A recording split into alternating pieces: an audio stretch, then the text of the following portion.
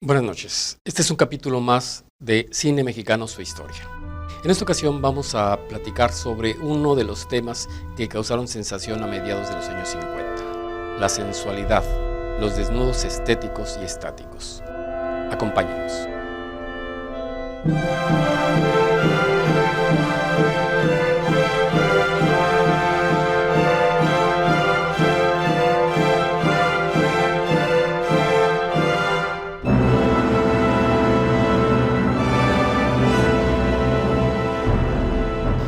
Desde los inicios del cine sonoro, la industria del cine mexicano ha buscado manejar un detalle muy particular, la sensualidad femenina.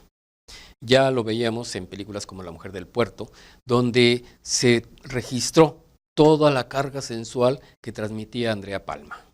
Antes lo había hecho a través del personaje Santa, interpretado por Lupita Tovar. Así, a lo largo de los años 30 y de los años 40, se buscó resaltar ese detalle. Pero será hacia finales de los años 40 cuando aparece el cine de rumberas y la sensualidad se va a remarcar ya con una carga mucho mayor, una carga muy fuerte en la que justamente estos personajes femeninos van a tener detrás de ellos a una buena cantidad de hombres que se están muriendo por estas mujeres que con su sola imagen ya nos estaban indicando lo que era la sensualidad, lo que era el erotismo.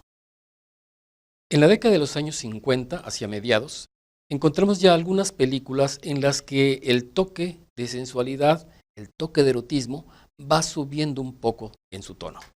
Así, recordamos imágenes como Rosana Podestá en la película La Red, en la que Emilio Fernández registró perfectamente esos detalles de sensualidad que nos daba Rosana Podestá.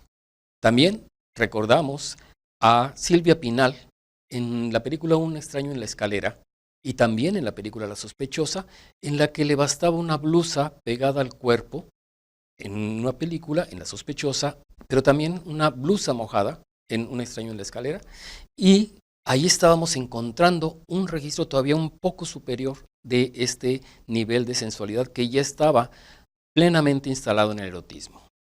Roberto Gabaldón nos ofreció la imagen de Ariadne Welter en Sombra Verde. Y aquí estábamos encontrando con esta chiquilla salvaje que podía volver loco a cualquiera con solo mostrarse saliendo del agua. También mostrando sus piernas. El ejemplo que habíamos tenido en Rosana Podestá en La Red, lo estábamos encontrando también en Ariadne Welter en Sombra Verde. Pero será en 1955 cuando las pantallas del cine mexicano se llenen plenamente de un erotismo que en ciertos momentos estuvo censurado por quienes consideraban que esto no debería aparecer en las pantallas. En 1955 aparece Ana Luisa Pelufo en la película La fuerza del deseo. Y en esta película, Ana Luisa Pelufo nos está dando una imagen de la mujer desnuda. Ella está posando para un pintor. Ese era el único nivel en el que podía permitirse que se mostrara desnudo el cuerpo de una mujer. Además, ese desnudo tenía que aparecer forzosamente estático. De ahí que uno pueda decir, en tono de sorna, que los desnudos del cine mexicano, para ser estéticos, deberían ser estáticos. La fuerza del deseo, protagonizada por Ana Luisa Pelufo, mostraba a una muchacha muy desenvuelta que sabía realmente que ese estatismo de su personaje, al momento de estar posando, estaba dando más de lo que la industria había dado antes en el plano de la sensualidad. Ana Luisa Pelufo no está debutando en esta película. La encontramos en papeles pequeños en películas como Tarzán y las sirenas y también en Orquídeas para mi esposa. Pero La fuerza del deseo es la cinta que la va a poner realmente en primer plano. La fuerza del deseo nos está mostrando a una mujer muy libre, pero que en ese plano de libertad sucumbe también en el castigo moral. Vemos así como el cine mexicano, que en este tiempo estaba supervisado por una gran cantidad de instancias, lo mismo gubernamentales que privadas y religiosas, tenía que atender a estos requerimientos y, por lo tanto, Ana Luisa Pelufo, desnuda, no podía moverse. pero también al final de la película tenía que recibir su castigo. Su castigo por andar mostrando su cuerpo a los demás, aunque haya sido en una pintura. Pero el éxito fue inmediato. El público, asiduo al cine mexicano, se volcó para ver esta película, La Fuerza del Deseo. Así que rápidamente prepararon otros guiones para que se mostrara otra vez a Ana Luisa Pelufo y su cuerpo. Por supuesto que nuevamente la vamos a ver estática. Y así nos encontramos películas como El Seductor y La Ilegítima. En ambas, vuelve a desnudarse, vuelve a quedar inmóvil, vuelve a posar para un pintor y de esa manera, bueno, las buenas conciencias podían estar tranquilas. Creo que este detalle nos hace pensar en que realmente no había una definición para poder recriminar el desnudo.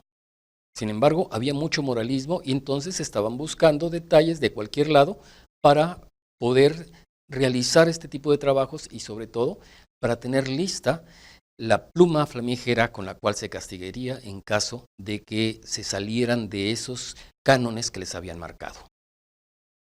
Ana Luisa Pelufo se convierte así en un sinónimo del desnudo estético en el cine mexicano y volverá a aparecer desnuda.